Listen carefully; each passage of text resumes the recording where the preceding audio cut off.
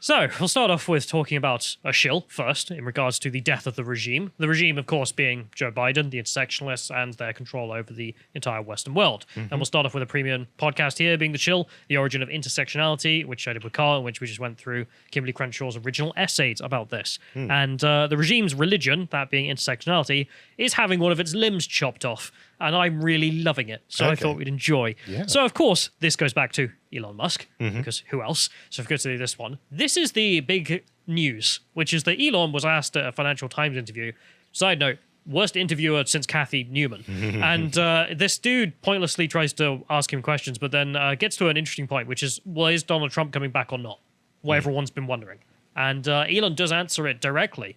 And if we go to the next one here, he also responded to this clip, saying, important to listen to my full explanation. So I won't say anything. We'll give the listen to the full explanation he gives. It's a bit long, but I think it's worthwhile to give him his due. Let's play. Are you planning to let Donald Trump back on? Well, I think there's a general question of should Twitter have permanent bans? And you know, I've talked with Jack Dorsey about this, and he and I are of the same mind, which is that permanent bans should be extremely rare and really reserved for people where they're trying to, for accounts that are bots or spam scam accounts, where there's just no legitimacy to the account at all. I do think that it was not correct to ban Donald Trump. I think that was a mistake because it alienated a large part of the country and did not ultimately result in Donald Trump not having a voice. He is now going to be on Truth Social, as will a large part of the right in the United States, and so I think this could end up being, frankly, worse than having a single forum where everyone can debate. I guess the answer is that I would reverse the perma ban. Obviously, I don't own Twitter yet, so this is not like a thing that will definitely happen, because what if I don't own Twitter? But my opinion, and Jack Dorsey, I want to be clear, shares this opinion, is that we should not have perma bans. Now that doesn't mean that somebody gets to say whatever they wanted to say. If they say something that is illegal or otherwise, just destructive to the world, then there should be perhaps a timeout, a temporary suspension, or that particular tweet should be made invisible or have very limited traction. But I think perma bans just fundamentally undermine trust in Twitter as a town square where everyone can voice their opinion. It was I think it was a morally bad decision, to be clear, and foolish in the extreme. Even after he egged on the crowd who went to the US Capitol, No, he didn't. some of them carrying nooses, Nope. you still think it was a mistake to remove him? I think if there are tweets that are wrong, they should, and bad, those should be either deleted or made invisible. And a suspension, a temporary suspension is appropriate, but not a permanent ban. So if the deal completes, he might potentially come back on, but with the understanding that if he does something similar again, he'll be back in the sin bin. He has publicly stated that he will not be coming back to Twitter, and that he will only be on Truth Social. And this is the point that I'm trying to make, which is perhaps not getting across, is that banning Trump from Twitter didn't end Trump's voice. It will amplify it among the right. And this is why it is morally wrong and flat out stupid. I love how he's just like, listen here, idiot, at the end of that. It's brilliant. And one thing which I really noticed, you mentioned about the interviewer, but he has this classic mainstream media sort of disapproving parent look saying, oh, but you wouldn't bring Trump back on now, would you? Now, there's a good Elon. That would be evil and wrong. Yes. Why? Because it would harm the regime. That's why. It's got nothing to do with what's right. It's got nothing to do with what's practical. It's instead to do with, well, their interests rather than everyone else's. And the fact that he was completely deaf to Elon's point, which was basically, Elon did, in that interview, I don't think he really cared about Trump. That wasn't what he was saying. No, he was trying to make the more general point that these permabans they're not just a blunt instrument or a double-edged sword. They're actively backfiring. And that's the real story, of course, which is that he made the point that permanent bans of real individuals is just inhuman. Like, this isn't the right thing to do. If you're doing this to bots or to spam accounts trying to make money, they're not real. They don't have any legitimacy to them. Okay, well then, bye-bye. But in regards to an actual human being, to permanently ban them from the public square, we would never do this. I mean, that is exile. I mean, that's the kind of crime you'd get for, what, treason back in the day? Whereas for misgendering someone and saying, okay, dude, that should be exile. So obviously great point there, but also the fact that Jack Dorsey agrees with him. That's also a very interesting point that he raised. It's like, so what does this mean, boys? Well, if we can get this up, this is what it means, which is that all the meme war people are going to be back 100%. Because if it's not just Donald Trump, of course, it's everyone who got a permanent ban from Twitter is going to be coming back. And I'd love Milo to tweet this image or just something else hilarious on his way back and then immediately do what he does best, which is getting banned again. But God knows what. So, of course, the hoes are mad about all of this, and we shall enjoy some of that. So let's go forward to see some of them. We have this individual who got lots of traction saying, "Dear Elon Musk, no one wants Trump back on Twitter. Sincerely, all Americans." Wow, I'm amazed that this guy was like delegated to speak for all Americans. He must be one hell of a guy. They voted him into office. The same with the last guy, I'm sure. And if we go to the next one, we can also see an attempt to try and call Elon Musk some kind of bad man. Oh, come on, but this is a literal Democrat paid shill, right? This is a paid schmuck who decided to come out and say that, he thinks it's morally wrong. Well, clearly you're not. And just to substantiate that, like you guys did a segment ages ago demonstrating this guy literally is paid by the Democratic Party to be on Twitter pushing their propaganda. That's why we call him a paid shell. For people who don't know, literal paid schmuck. Literally part of the regime being like, no, you can't do this. And it's like, but you don't own Twitter, so bye. And if we go to the next one, we also have someone else who tried this attempt. This one here saying, "Dear Elon Musk, Twitter doesn't need a guy who spreads COVID misinformation, tweets sexist crap, gives his critics stupid nicknames and spread alt-right BS." This tactic doesn't work anymore. Hang on. Like, but I don't get the point of being like, "Hey, did you know he's sexist?"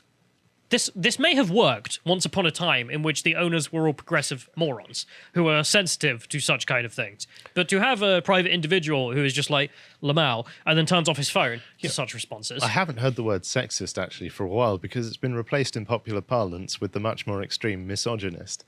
They've tried that, but also just none of this is going to work on Elon at all. That entire movement of we'll just call you names on twitter.com until you are deleted from life, that won't work in regards to, well, Elon Musk, because he didn't care. If we move forward, of course, we also have more of this. So there's an individual here who decided to say that he's South African, that he then moved to Canada, and the US is just a place for him to make money until he returns home. He doesn't care about Isn't that a bit racist?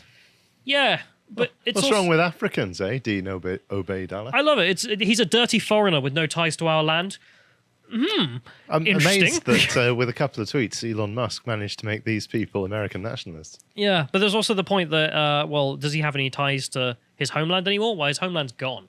I mean, let's be frank about it. I'm not talking about apartheid South Africa. I'm talking about South Africa as the dream of Nelson Mandela. Like, it's become an international joke what has happened to that place, and it's all the shame for it. But the fact that that's gone, well, then he has nowhere else to go, so he'll go to America. And, imagine if that happened to anyone else.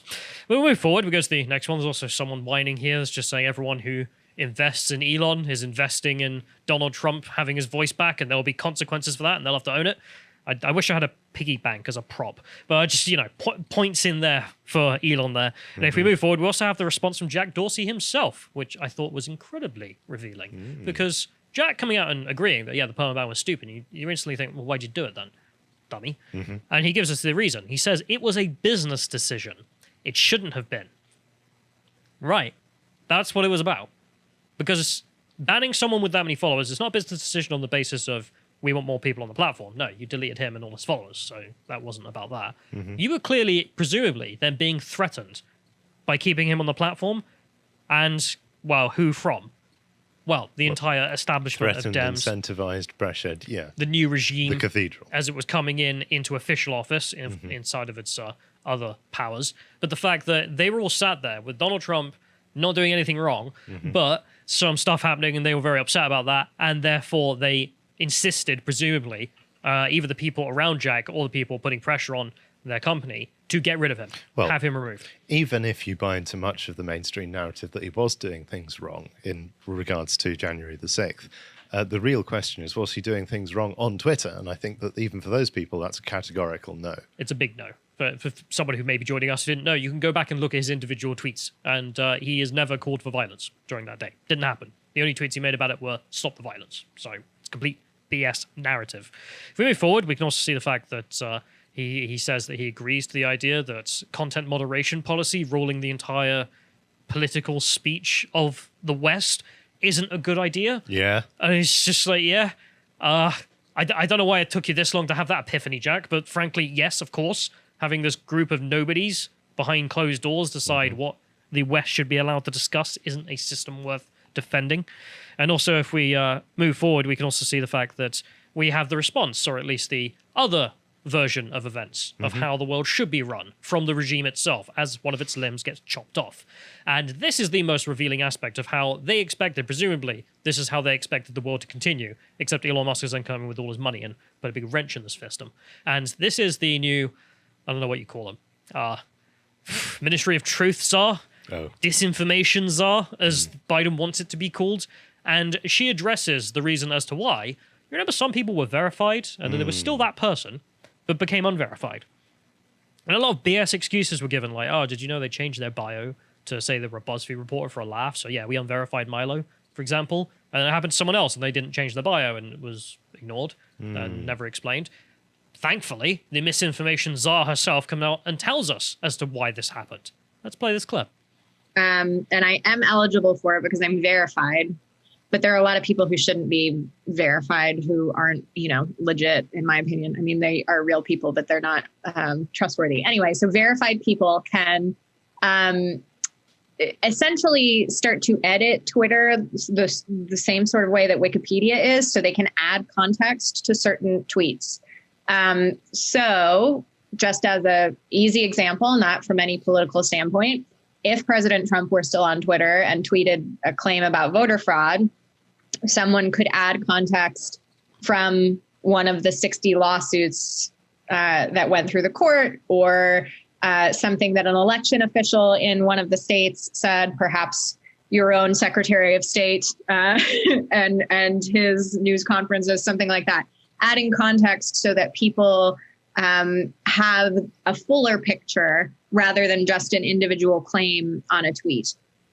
Unbelievable. So it's a privileged class that gets to manipulate Twitter around themselves for the detriment of everyone they disagree with. That's outrageous. They can decide the context for anything said. And who gets to do that? Well, only those who are verified. And verified doesn't mean you are who you say you are, as it does on literally every other platform on Earth. They are real people, but they're not trustworthy. Not trustworthy. They need, because it's actually a sheriff's badge. It really is a verified disability in which you are a member of the leftist elite who can edit the context of what's been said about what thing. Yeah, and just to remember how important editing context is. Remember the Count Dankula case? Probably many of our viewers will remember. The context didn't matter, according to the judge. That's true, but the judge had the right to decide. Yes, that's what I'm trying to say. He edited the context saying, no, it wasn't a joke, it was serious, and therefore you're due for a fine. That is an extremely large power to be able to edit the context, even if it sounds rather abstract. And God help these people. But also, again, the regime saving itself that. I mean, I can't believe he's actually tried to go through with this disinformation BS. I would have thought they abandoned that on day one. But her individually being a front mouthpiece for the regime and openly saying, well, this is how we want things to be run. This is our ideal of how 2020 was meant to go, at least on twitter.com, which is I was going to be put in charge of disinformation and me and all my friends were going to decide the context for you plebs because we're verified, don't you know? It's not that we are who we say we are. We're actually the verified elite by definition, in her own words.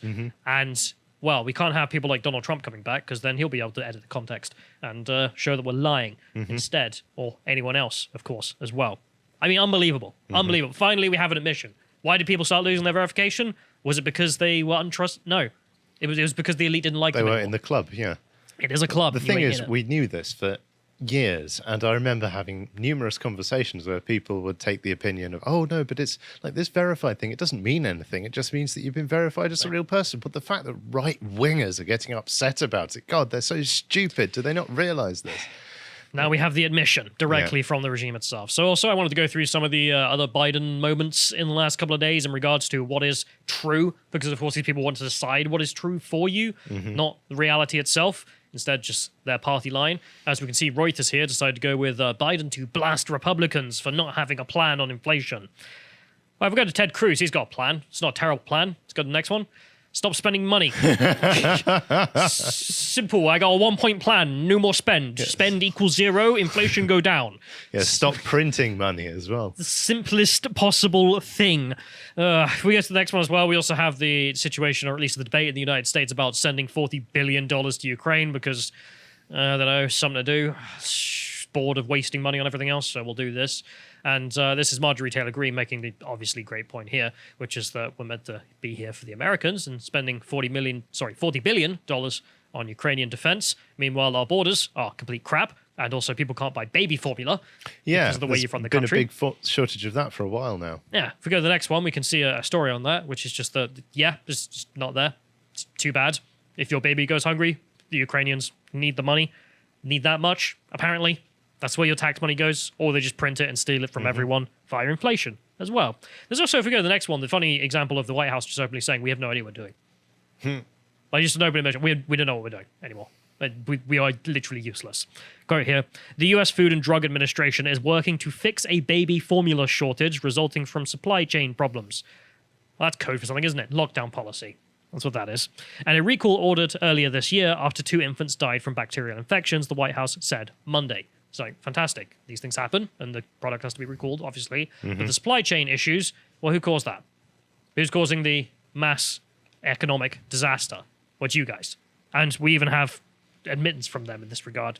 But first, we're going to go to the next one and just see the fact of, well, why are Dems so interested in sending $40 billion to Ukraine? Why is this the highest priority instead of American citizens? Is it because the Ukrainians are now a mascot class to the American people? Someone who the American elites can get moral gratification out of helping, while anyone who's not on camera they don't care about? They can put the Ukrainian flag mask on for a bit, and then when they're done with that, they'll take that off, throw it over there, pick something else up, put it on for a bit, and that'll be that. Although, this is weird. Nancy Pelosi here, arguing for the Ukrainian mask, for her to stand on, because, you know, she cares deeply and knows where Ukraine is on the map. She's arguing here through the gospel. Of course, this is America. It's a religious Christian country, Colonel. Yeah, Nancy Pelosi, kill all the babies, but also praise God. When you're home thinking about what $40 billion to Ukraine is all about, just think about when I was hungry, you fed me from the Gospel of Matthew. Deeply religious, the Dems. Was they stab kids for fun? I don't know. So hang on. Is she going to tell us they've got a baby formula shortage in Kiev now? Is that the problem? We've got to send them baby formula in Kiev. Yeah. When the babies were hungry, who fed them, Nancy? No. In America, those babies, they're not getting fed. I love that the religious tolerance is not present in any other regards, except for when they need to argue for something like this. And then she's busting out her Bible. Completely legitimate. But if we go to the next one, we can see the admittance, as I said, that they are in charge completely. Biden said it himself in this press conference. I love this point here. Someone's just saying this is the golden ticket for the midterms. It certainly is. Let's play. Why do you believe so many Americans believe that your administration is not doing enough to combat inflation? And do you believe that you and your administration bear some measure of responsibility for the inflation that we're seeing across the country? First is we're in power. That's the first thing. And you justifiably right, we control all 3 branches of the government. Yeah, you do. It's 100% your fault. Thanks for taking it, at least finally. It's no longer Putin who did this. No, it is you and your regime. I also love, I mean, it's almost like it's a Photoshop. You see the messaging around him? Yeah. Lowering costs, tackling inflation. The man in the middle is the one causing these problems. If you wanted it to be any more clear, so good work for whoever makes the set designs for dobbing him in. But we'll move to the last one here, which is also weirdly Dominic Cummings decided to make a comeback here.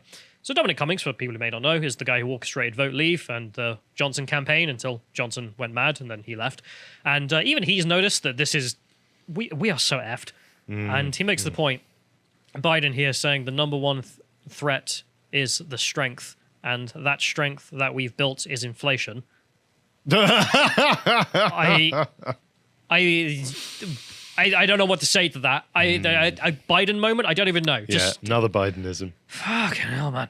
And Dominic Cummings responds with, in the Cold War, nuclear near misses decisions sometimes had to be taken in just minutes. This is the mental state of one of the key players in a possible future branching history of a nuclear crisis. And just like July 1914 rolled 1,000 times faster. I mean, this is American leadership right now. I mean, a lot of people looking at this from outside the United States are just wondering to ourselves, do we really want to be tied to this right now, of all things? I mean, should we be distancing ourselves more and more, at least from this guy, because he seems to be embarrassing all of us, not just Americans, and their standing in the world? I mean, our greatest strength is our inflation. Joe Biden 2022. I mean, that's a campaign slogan and a half, isn't it? I don't know. It might have been a Freudian slip. It's certainly the elite's greatest strength. One of the greatest things about inflation is that it allows the government in power to redistribute the wealth of all of the citizens to its cronies, because whoever it is who's receiving the money that you're printing is basically benefiting for free. But I also look forward to the future of what they imagine Twitter would be, which is inflation is up 7%. Don't worry. Inflation is our strength. Below as the context. By some verified checkmark who runs the Ministry of Truth. I mean, we do say a lot, and a lot of worries were made about the Biden administration, but Jesus Christ. I mean, a lot of this stuff is actually getting really scary, and it's only, in regards to Twitter.com, it's only saving grace that some billionaire came out of nowhere and went, yeah, I'll have that. Yeah. Thanks. Yeah, for now. And then he has tweeted something along the lines of, what was it? If I end up dead, then you know why, or something like that. You 100% know why. It's these people and their obsession with controlling everything. If you appreciated that segment from the podcast of the Lotus Eaters, you can go to lotuseaters.com to get access to all the premium content we have on the site, such as the book clubs that we do, this one being with Andy No in the studio, in which we went through his book, Unmasked, Inside Antifa's Plan to Destroy Democracy. And if you want to follow what else is going out, you can follow him on Getter, for example, at Mr. Andy No on Getter. Thank you and goodbye.